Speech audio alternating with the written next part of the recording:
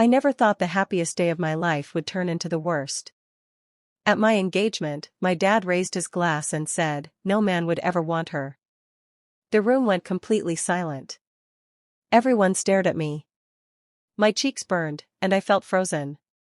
Stick with me while I share my story, and if it touches you, don't forget to support our channel by hitting that subscribe button, dropping a like, and sharing it with the people you care about. I'm Lark Emerson, 25, and I've always been independent and careful about my life. My fiancé, Dane Whitaker, is kind, loving, and always makes me feel safe. He looked at me, confused and protective, but I couldn't focus on him. My dad's words hit deeper than I expected. This wasn't the first time he made me feel small. Growing up, he often criticized me, made me doubt myself, and never believed I could succeed. But what he didn't know is that I'd been preparing for a moment like this my whole life. I wasn't going to let his words break me. Not today. Not ever. And this was only the beginning of the story. What came next would shock him even more.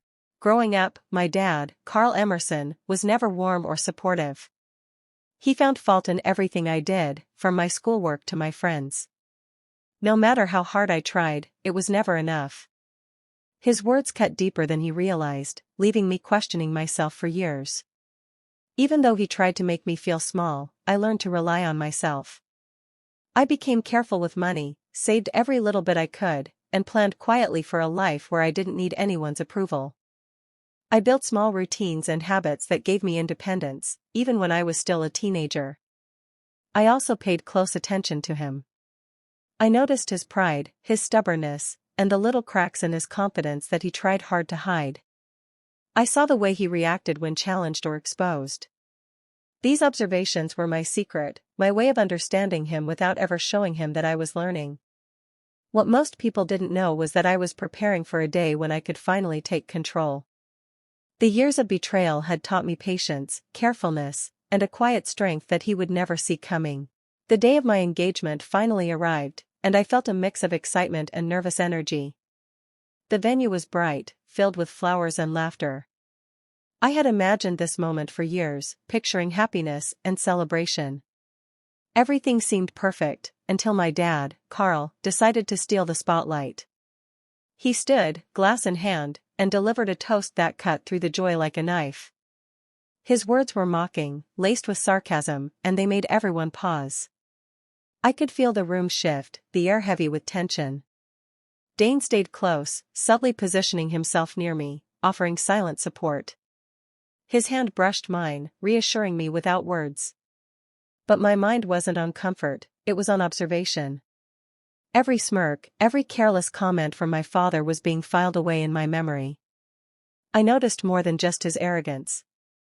There were glimpses of carelessness in his finances, hints of decisions that had backfired in the past.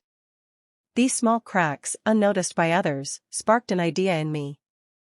Even amid the embarrassment, I realized that knowledge could become power, and that the seeds of his downfall might already be within my reach. I slipped away from the party, needing space from the crowded room and the stares that followed my dad's cruel words. The garden was quiet, the soft rustle of leaves offering a small comfort.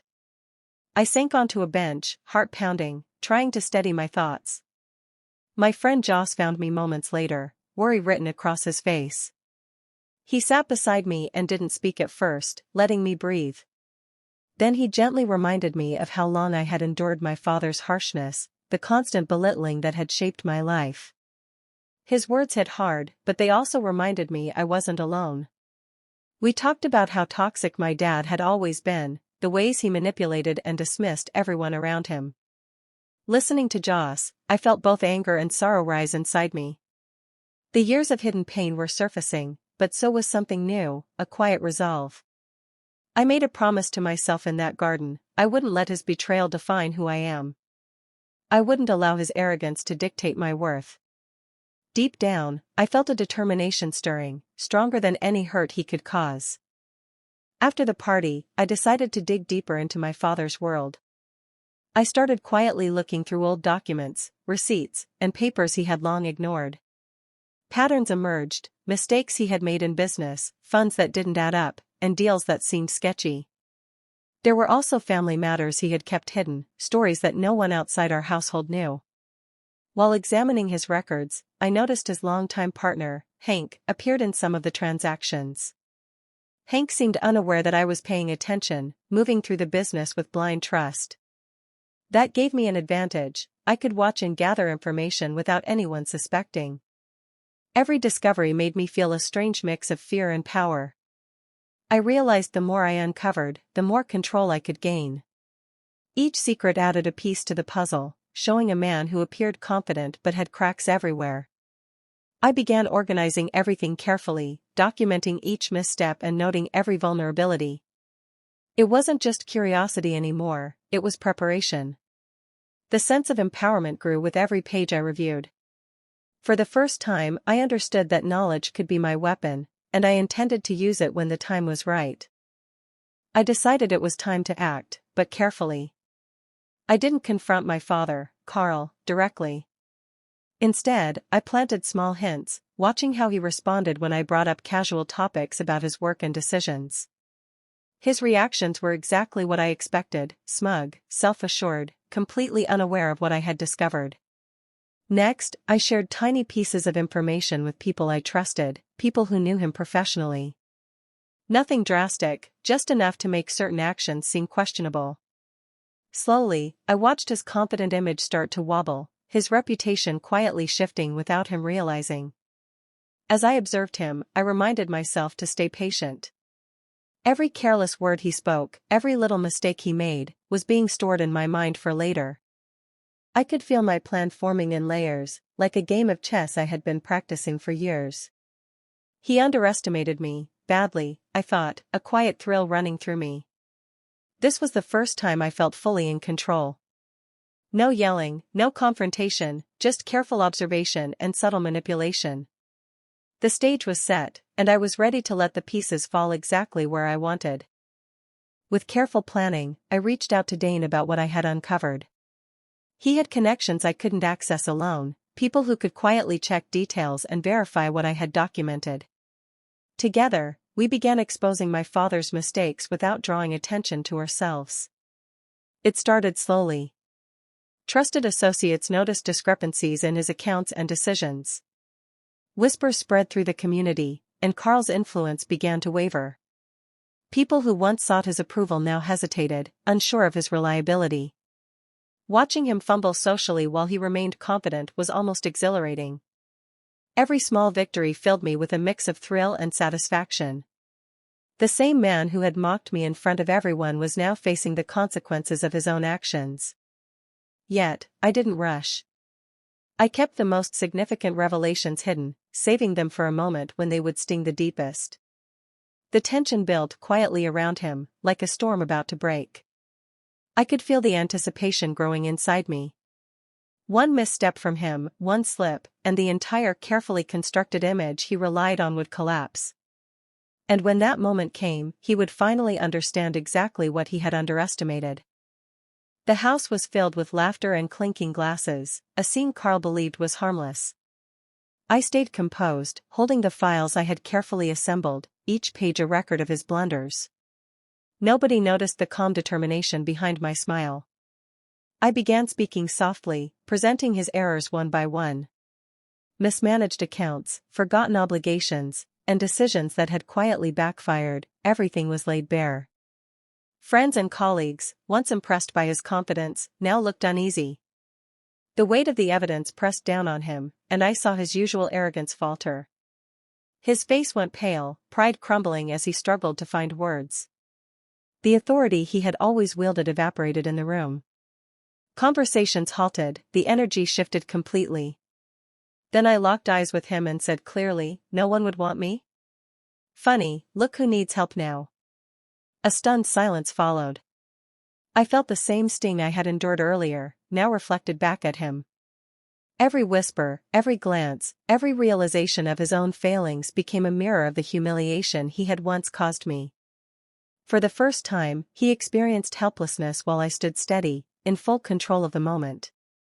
Shock spread quickly once everything was revealed. Mara tried to regain control, dismissing each claim with practiced confidence.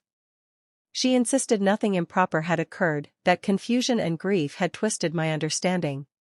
Her certainty lasted only moments. One document led to another.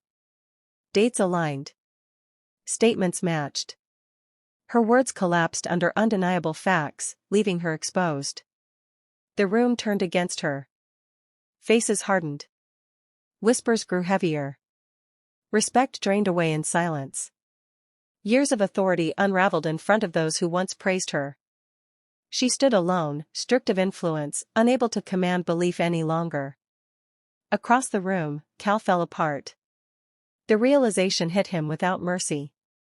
The child he distanced himself from, the one he failed to defend, carried his blood. The son he proudly claimed did not. His grief was raw, tangled with regret and shame.